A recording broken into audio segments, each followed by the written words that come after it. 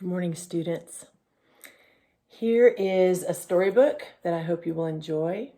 It is called Charming Opal by Holly Hobby.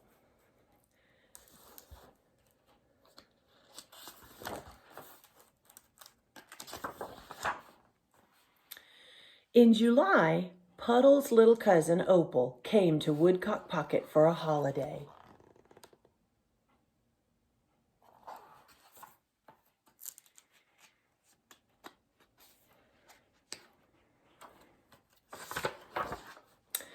On her first day, Toot and Puddle took Opal for a long walk in the sparkling woods. The three of them played with her new purple ball. She smelled every flower in Puddle's garden. That evening, they had a cookout with corn on the cob and watermelon.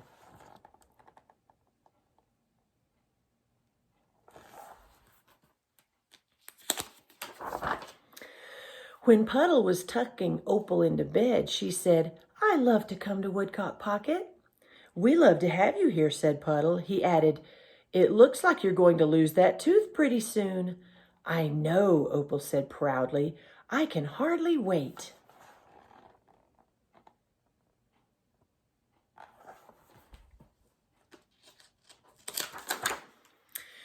At breakfast, Opal said, "Look, Toot, my tooth is so wobbly."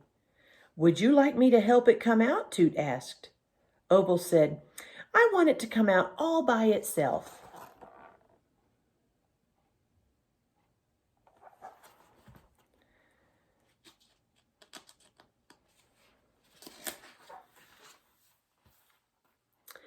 They picked big, beautiful strawberries in the morning.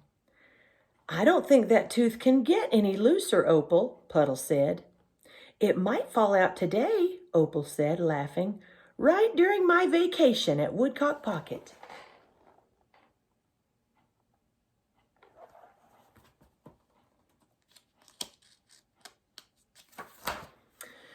In the afternoon, they set off for Pocket Pond. "Last one in is a rotten egg," Toot called, somersaulting into the water. Puddle made sure Opal went second.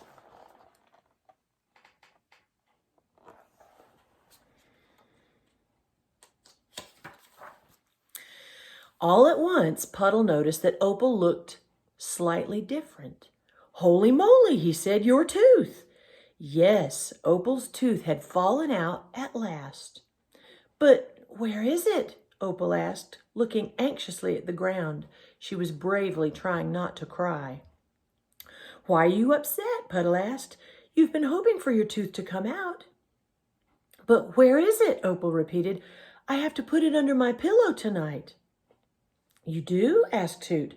"So the tooth fairy will come," she explained. "I see," said Puddle. "We'll have to find that loose tooth." "That lost tooth," Toot said.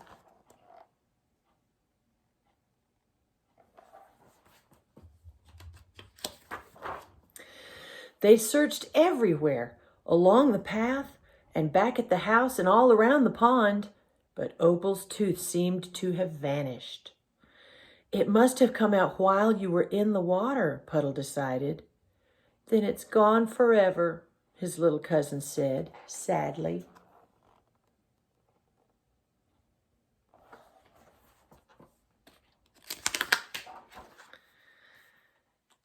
"Maybe not," shouted Toot. Lo and behold, on his third dive, Toot spotted Opal's white tooth on the sandy bottom of Pocket Pond.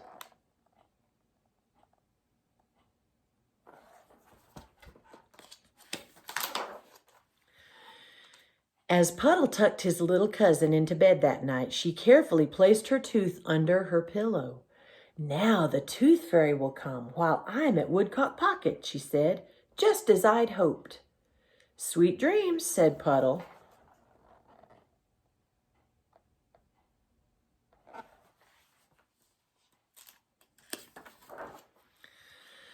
But he was worried.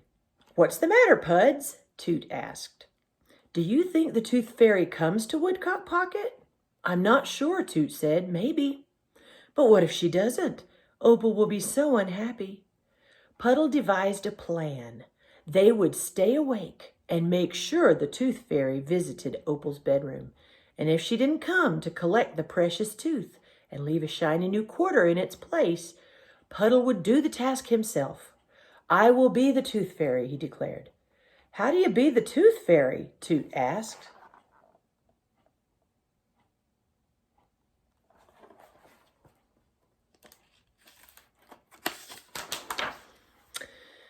An hour later, Puddle returned to the living room. "I am the tooth fairy," he announced. "Am I believable?" "Quite believable," Toot told him. "Now let's turn out the lights and wait for the tooth fairy to arrive," Puddle said.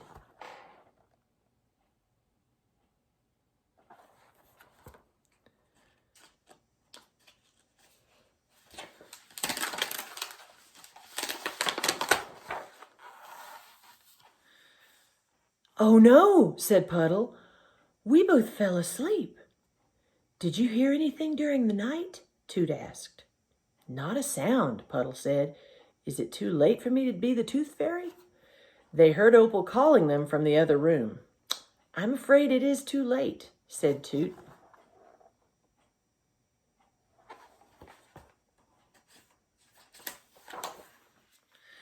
Toot and Puddle stepped nervously into the guest bedroom.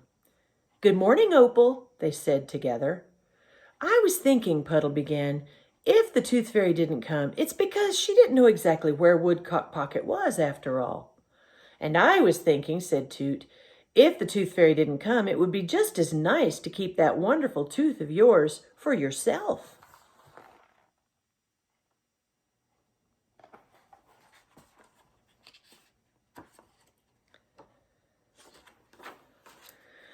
"But guess what?" Opal said. "The tooth fairy did come." Grinning happily, she held out a shiny new quarter for Toot and Puddle to see.